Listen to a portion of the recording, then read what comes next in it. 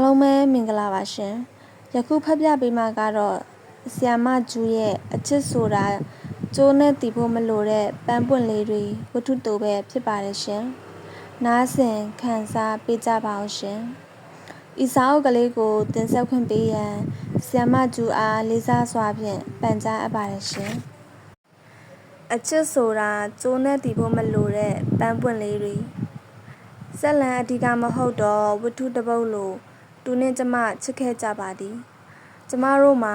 အဖြစ်အပျက်တွေကြုံကြိုက်မှုတွေရှိသည်တို့တော့ဘာပြီးရင်ဘာလာရမည်ဟုတော့ဖြစ်စဉ်တွေမရှိပါကျမတို့မှာဆန္ဒတွေရှိသည်တို့တော့မျှော်လင့်ချက်မရှိပါကျမတို့မှာမဆကြည်နူးမှုတွေရှိသည်တို့တော့အနာဂတ်မရှိပါကျမနှင့်သူ၏အချစ်သည်မှွေးပြန်တော့လှပတော့စပယ်ပန်းများဖြစ်သည်ဆိုလျှင်လက်ထဲမှာထွေးဆုပ်ထားတော့ပန်းများပဲဖြစ်ပါမည်စပယ်ကုန်းတကုန်းမဟုတ်ခဲ့ကျမတို့၏အချစ်ကိုတည်ရန်ကြိုးမရှိခဲ့တို့တော့ကျမတို့ကိုအလွန်ချစ်ပါသည်အာယုံ၅ပါးတွင်အချစ်သည်အ ਨੇ ဆုံးတစ်ပါးပါးဖြင့်စတင်တတ်သည်ဟုပြောပါသည်ကျမဘဲအာယုံဖြင့်စချစ်မိခဲ့တလဲဟုစဉ်းစားကြည့်လင်ကျမအံ့ဩစွာရဲရှင်ပါသည်အစင်းအနက်အရတာအတန်နှင့်ထိတွေ့မှုအာယုံ၅ပါးလုံးဖြင့်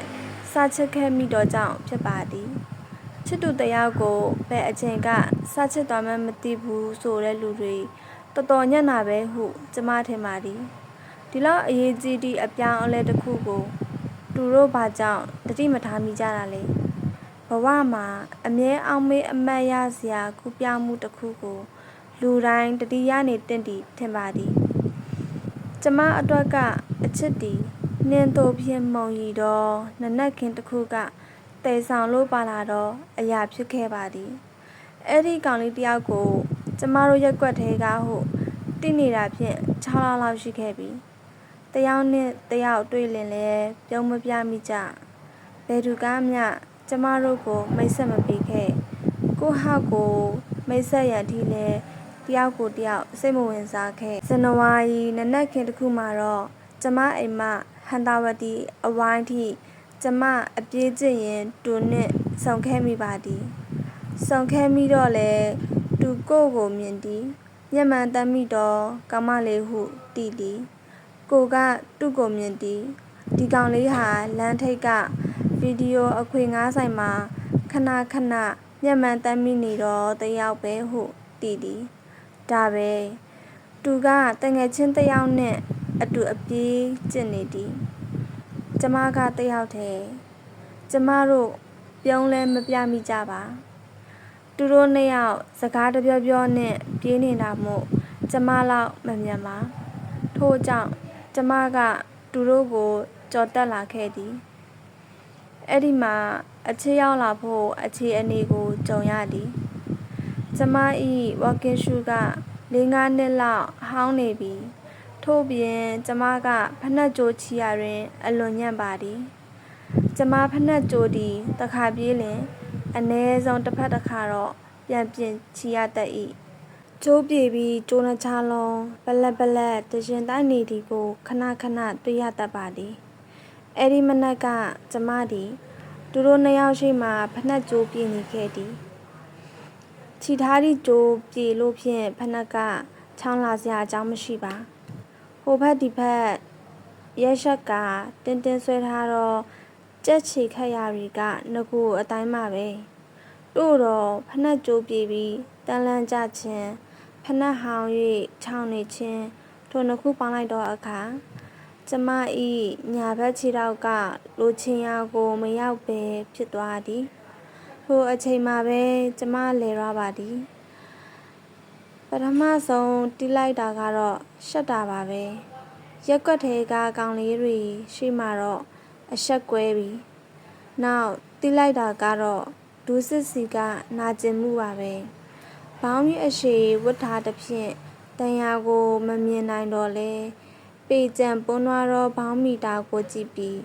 ဒူးလဲပွန်းသွားပြီဟုမှန်းလိုက်ရသည်ထို့ကြောင့်ကမန်းကတန်းထရက်လိုက်ပါသည်သူတို့ကကျမဘေးမှကြော်တက်ရန်ပြင်နေပြီဟ ဟေးဟေးမေးဖက်နှက်ကြိုးပြေးနေရဲ့တူတငယ်ချင်းကကျမအားဖက်နှက်ကိုလက်ညှိုးထိုးပြသည်ကျမသည်ထူပူနေသောမျက်နှာကိုအောင်းငုံလိုက်ပြီးကျိုးသက်ရန်ကိုကိုင်းငုံချလိုက်သည်အဲ့ဒီကြမှလက်ဖက်နှောက်မှာပွန်းပြီးတွေးချီဥနေတာကိုမြင်ရသည်နီရဲနေတာပဲတွေးဟူးထင်လိုက်ချိန်မှာကျမမူးပြီးထိုင်ကြသွားပြီဟာဟိတ်ကောင်မလေးလဲရပြန်ပြီကွအဲ့ဒါသူ့အတန်ဒီကေတာတခုဤအပေါ်ဆုံးကျိုးနှချောင်းနဲ့တိခတ်တိအတန်လိုပဲကျမအကြားအာယုံထဲသို့လိုင်းခတ်၍ဝင်ရောက်သွားပါသည်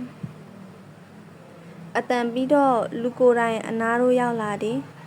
နှစ်လက်မှာတွေးရနဲ့နှစ်မှာလက်ကင်ပဝါပါလားကျမမှာဘာမှမပါပါသူ့ကိုမောကြည့်တော့လဲပြဝေတော့မျက်လုံးကြောင့်တတဲကွဲကွဲမမြင်ရဒါဖြင့်နေဘာ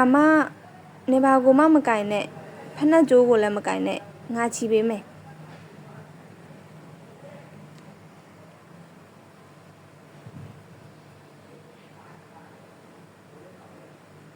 ကျမမှာဘာမှမပါပါသူ့ကိုမောကြည့်တော့လဲ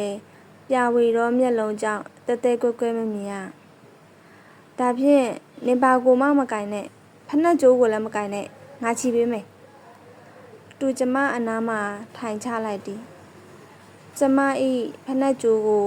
ချီပေးနိုင်ဖို့လုံလောက်စွာနီးကပ်တော့အကွာအဝေးဖြစ်သည်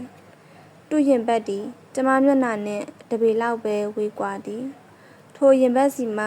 ရင်မွေးနှက်တစ်ခုနှင့်ချွေးနှက်ပေါင်းနေတော့ကိုနှက်ပြပြလေးတစ်ခုကိုရပါသည်အဲ့ဒီအနံ့သည်တုံလောက်ရှက်ရွံ့စွာ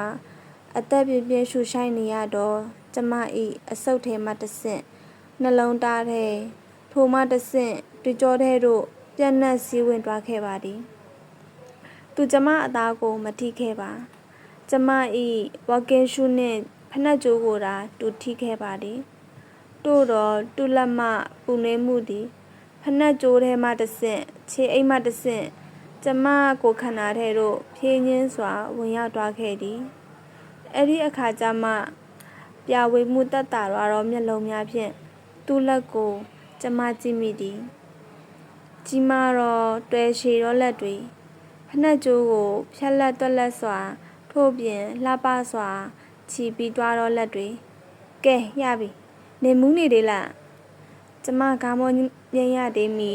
သူကစပိုးရှက်အိတ်ထဲမှချိုးရှင်တလုံးထုတ်ပေးသည်ရော့ဒါကိုစားလိုက်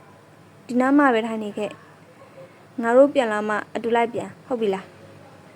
သူ့ချိုချင်းဒီတာမန်အဝါရောင်ချိုချင်းတလုံးနာဖြစ်သည်ထုတ်ပိုးထားသည့်ပလက်စတစ်စာမှာလည်းအသေးပုံတွေဘာတွေမပါတို့တော့သူ့အင်ဂျီအိတ်ကတ်ထဲကချိုချင်းသူ့နှလုံးသားနဲ့ထိကက်စွာပူနွေးနေတော့ချိုချင်းကျမစားဖို့တမျှချိုချင်းအားလုံးထဲတွင်သူ့ချိုချင်းကအာဟာရအပြည့်စုံအမှုအပြည့်စုံဖြစ်ပါသည်အဲ့ဒီချိုချင်းခွန်ကလေးအခုချိန်ထိကျမမှာရှိပါသည်သူ့ကိုကျမကကောက်ကောက်ဟုချစ်စနိုးခေါ်ပါသည်စပင်လေးတွေဖွာကောက်နေတာကြောင့်ကျမအပေါ်ခဏစိတ်ကောက်တတ်တာကြောင့်နောက်ပြီးသူ့နာမည်ရင်းကိုကျမမကြိုက်တာကြောင့်ဖြစ်ပါသည်သူ့နာမည်ကခတ်တုံနာမည်ဖြစ်သည်သူ့မိဘတွေဒီလောက်ရင်ခုန်စရာကောင်းသည့်ကျန်းတန်းတွက်လက်စွာခင်မီဒီသားကိုနည်းနည်းမြရင်ခုန်ခြင်းစရာမကောင်းသည့်ခတ်တုံနာမည်ကြီးပေးမှပေးရလေခြင်းသူ့မှာစတိုင်ပေါင်းပြီး3ထဲဂျင်းပေါင်းပြီး2ထဲနဲ့ပစိုး3ထဲရှိပါသည်အဲ့ဓာတွေအားလုံးတူရဒီလခနဲ့ဝယ်ထားခြင်းဖြစ်ပါသည်တူဒီအင်းစိန်စက်မှုသိပ္ပံမှဆင်သောလက်စစ်အင်ဂျင်နီယာပေါက်စလေးဖြစ်ပြီးစောက်လုပ်ရေးကုမ္ပဏီတစ်ခုမှအလုပ်လုပ်ပါသည်တင်းကနွေနေ့တရက်ပဲရသဖြင့်ကျမနှင့်သူသည်တင်းကနွေနေ့လေရီမှာပဲ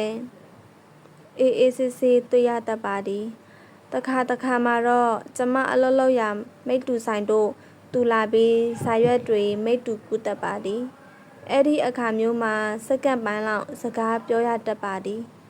ထိုအချိန်များအားကျမတို့အတွက်အပိုစုကြေးလေးတွေဟုသူကခေါ်ပါသည်ဘောနတ်ဟူသောအသုံးအနှုန်းသည်အလုပ်ထဲမှအသုံးအနှုန်းဖြစ်တော်လဲကျမတို့အချစ်ထဲသို့သူကဆွဲယူလာတတ်သည်သူနှင့်ကျမလက်ခွဲခါနီးတိုင်းငါ့ကိုဘောနတ်လေးပေးခဲ့ပါအောင်ဟာဟုသူကတောင်းတတ်သည်သူတောင်းသည့်အပိုစုကြေးမှာငွေမဟုတ်ပါထွေပြားစမ်းကျဲသည့်နှကန်းတစ်ခုလည်းမဟုတ်ပါကျမ၏လက်သန်းနှင့်သူ့လက်သန်းချိတ်ကလက်သီးလေးတွေစုပ်လျက်ကျမသူ့လက်ခုံးကိုလှစ်ခနဲနမ်းလိုက်သည့်နှွေးထွေးမှုတစ်ခုသာဖြစ်တတ်သည်အဲ့ဒါကိုသူသည်